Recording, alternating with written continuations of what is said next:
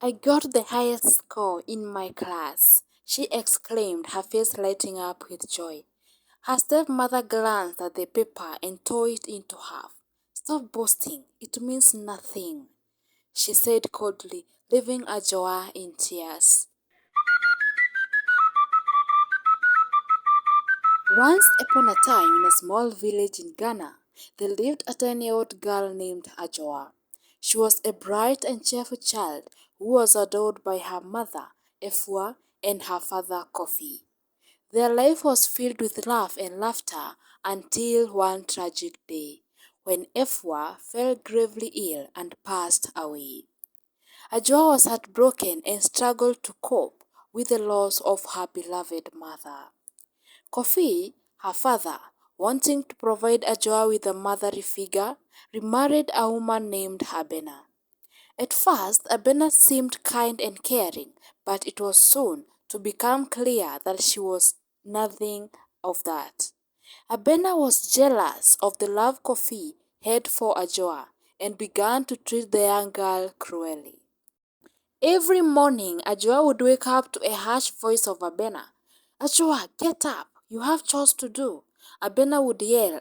Adoua, still groggy from sleep, would rush into the kitchen to prepare breakfast for her family, while Abena and Kofi ate the food. At the table, Adoua was left to eat the scraps in the corner. Why can't I eat with you? Adoua asked one morning, her eyes bleeding. Because you do not deserve it, Abena, her stepmother, snapped. Finish your chores fast.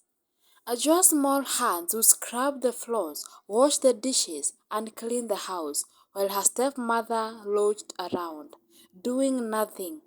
Despite her efforts, Abena would always find fault. You missed a spot, she would say with a sneer. Do it again. Adoua loved school and learning, but Abena made it difficult for her to focus on her studies. Why are you wasting your time with those books? Abena would sneer. You should be working around the house. One day, Adoua came home excited, clenching a paper in her hand. I got the highest marks in my class, she exclaimed, her face lighting up with joy. Abena glanced at the paper and tore it into half. Stop boasting, it means nothing, she said coldly, leaving Adoua in tears. But Mama, Adoua pleaded, I worked so hard for this. Can't you be happy for me just once? Abena narrowed. Happiness? For you? You don't deserve it. Now get back to work. Adoua was now starting to feel as if she was a cast in her own home. Now, Adoua had few belongings that reminded her of her mother, a small locket and a worn-out doll. Abena, in her jealousy, would often take these items away. You don't need these old things, she would say, tossing them aside. One day, Adoua found her precious doll was missing. Where is my doll? She cried. I threw it away. It is just junk, Abena replied without a hint of remorse. Adoa's eyes filled with tears. That doll was all I had left from my mother. How could you? Abena shrugged, her face devoid of sympathy. Get over it, child. Life is hard. Life is tough. You need to toughen up. Despite the hardships, Adoua remained kind-hearted and hopeful. She would often visit her mother's grave, seeking comfort and talking to her in her prayers. Mama, I miss you so much. Please help me, she would whisper through with her tears streaming down her cheeks. One day, while visiting her mother's grave, an old woman in the village approached Adoua. She consoled her and they prayed together. As she was leaving, she gave Adoua a paper with a scripture on it. She told her to always read the scripture anytime she feels that she's down. Adoua now had just turned 12 and she began to experience menstrual cramps for the first time. Unsure and in pain, she approached Abena, her stepmother, for help. Mama Abena, I am so much pain. What should I do? She asked, clenching her stomach. Abena looked at her with disdain. Here, she said, tossing a few rags to Adoua. Use this. Adoua stared at the rags in disbelief. But these are dirty and worn out. Can't I have something clean? Can't you buy me some sanitary towels in the shop? Those are enough for you, Abena the stepmother said. Stop being so fussy. With no choice left, Adoua just used the rags and continued with life. Abena was a very lazy woman. She only cooked supper and breakfast, leaving Adoua to feed herself during lunch. Often, Abena would eat snacks, leaving nothing for Adoua. One afternoon, Adoua found Abena munching on some roasted plantains. Mama, can I have some? Adoua asked, her stomach growling. These are mine, Abena snapped, pulling the plantains closer. Find something else to eat. But there's nothing left, Adoua said, tears welling up in her eyes. I am so hungry, Mama.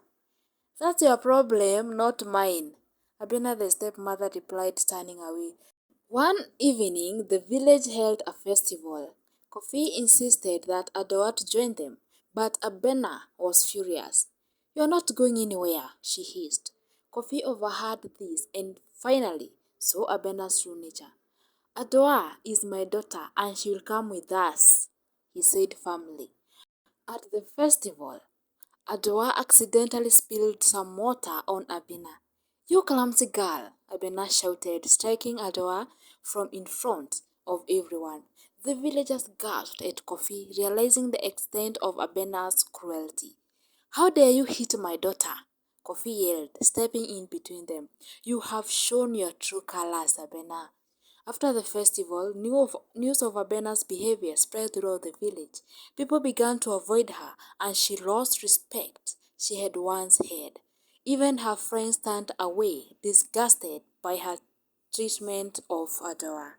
One day, as Abena walked through the market, she overheard people whispering, There goes the wicked stepmother, one woman said. How could she treat a child like that? Another added. Abena hurried away, her face burning with shame. One day, Kofi, who had been working in the city, returned home earlier than expected. He found Adoua, her daughter, struggling with the household chores, while Abena sat idly by. Realizing what had been happening, Kofi confronted Abena. What kind of a person are you? He demanded. How could you treat my daughter this way? Abena tried to defend herself, but Kofi had had enough. Leave my house, he ordered. You are no longer welcome here. Abena pleaded, but Kofi remained firm. I will not allow you to harm Adoua any longer, he said. Go now and never to return. Kofi was now about to go back to his work in the city, and he had no one to leave Adoua with. So he married another wife named Amira. Amira appeared to be the best. She even took Adoua everywhere she wanted to go. Adoua was happy to finally find a caring mother, and life was now smooth and easier. And at this time, Adoua had now grown to a curvy 19-year-old girl. Amira treated her with kindness and love, taking her on trips to the market to visit friends, and everywhere she was going, she would take her along. One day, while they were out, Adoua said, Mama Amira, I am very happy with you. Thank you for everything. You have been so good to me. Amira smiled warmly. You deserve all the happiness in the world, my dear. Now, one day, her father came home to visit. Happy to see him, Adoua spent most of her time around him. They laughed and shared stories, enjoying each other's company. Amira watched them from a distance, her face clouding with jealousy. Where does she get all his attention? She muttered to herself. Amira's jealousy grew, and she began to plot against Adoua. One evening, she approached Adoua with a forced smile. Adoua, could you help me with something in the storeroom? Amira asked. Of course, Mama Amira, Adoua replied, always willing to help. As they walked into the storeroom, Amira's mind raced with malicious intent. She led Adoua into the dark corner of the storeroom and pointed to the high shelf. Could you reach up and grab the box for me? she asked sweetly. Adoua stood on her tiptoes, trying to reach the box. Just as she was about to grab it, Amira shoved her, causing Adoua to fall on the ground with a heavy thud. Oh, oh, what was that for? Adoua cried out, holding her bruised arm.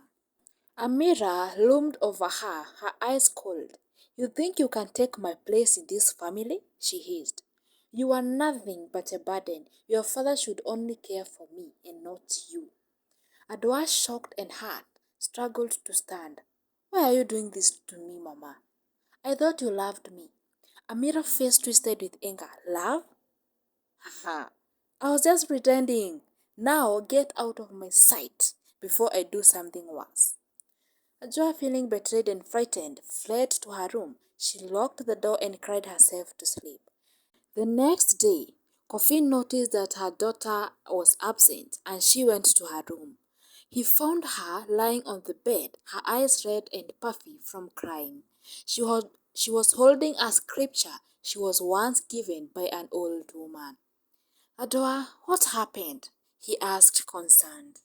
Adoua hesitated, afraid to speak the truth. Nothing, Papa, I just fell, she said softly. Kofi wasn't convinced. Are you sure, my dear? You can tell me anything. Adoua finally broke down. It's Amira, Papa. She pushed me and said terrible things. She doesn't love me. Kofi's face darkened with anger. Stay here, he said, storming out of the room. Confrontation and consequences. Kofi found Amira in the kitchen and confronted her. How dare you harm my daughter? He demanded. Amira tried to play innocent. I don't know what you are talking about, oh, she said, her voice wavered. Don't lie to me, Kofi roared. Adoua told me everything. You are just wicked as a banner. I will not tolerate this. Please, Kofi, forgive me. I was jealous and I didn't know what I was doing. Jealous is no excuse for cruelty, Kofi replied sternly. You have hurt my daughter and I will not allow you to stay here. Amira began to sob. Please, I beg you. Give me another chance. I'll make it right. I have nowhere to go. I don't have parents. I don't have anything. Kofi remained unmoved. Pack your things and leave. I won't have anyone mistreating Adoua in this house. Amira left. Kofi and Adoua worked hard to rebuild their lives. Kofi vowed never to let anyone harm his daughter again. Adoua now was a strong and resilient young woman and continued to grow and flourish. Adoua's life continued to transform after her encounter with Amira. Determined to honor her mother's memory and rise above the hardships she had faced, Adoua focused on her studies and renewed vigor. Her hard work paid off and she graduated from high school with top marks. She had earned herself a scholarship to study medicine in a prestigious university. Throughout her years in medical school, Adoua's dedication never wavered. She was driven by a deep desire to help others, especially those who had suffered as she had. Her compassion and empathy set her apart, and she quickly became known as a promising young doctor. Years later, Adoua graduated as a doctor and began working at a hospital in the city. One night, as she was finishing her shift, an emergency call came in. A woman was brought in, beaten beyond recognition. Adoua rushed to the emergency room, ready to do everything she could to save her patient's life. The woman had been found stealing from a nearby shop and was severely beaten by the angry mob. Adoua and her team worked tirelessly through the night, stabilizing her condition and treating her injuries. It was a difficult and emotional task, but Adoua's skill and compassion guided her every step of the way. After hours of intensive care, the woman was finally stable. Adoua turned to the nurse behind her. What's the name of the patient? She asked, needing to fill out the necessary paperwork. The nurse glanced at the patient's identification and replied, Her name is Blessing Abina. Adoua froze, her heart skipping a beat. Blessing Abina? Are you sure? The nurse nodded. Yes, that is what it says here. Adoua slowly approached the bed, her mind racing. As she looked closely at the woman's face, she was now able to see through the bruises and injuries. It was indeed her former stepmother, Abena. Adoua sat by Abena's bedside, her emotions whirlwind. Memories of her painful childhood flooded back. But she also remembered the woman's words and the scripture she had given her about kindness. Adoua had a choice to make. She could turn away from the woman who had caused her so much pain, or she could rise above and help her.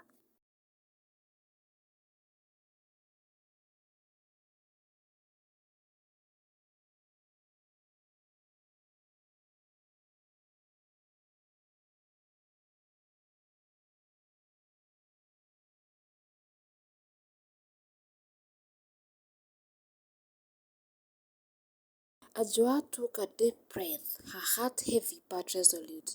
You hurt me deeply, Abena. I needed you so much at that time. I was a small girl who needed love. But what did you do to me? Adoua, unable to hold her tears, she walked away, crying like a small baby.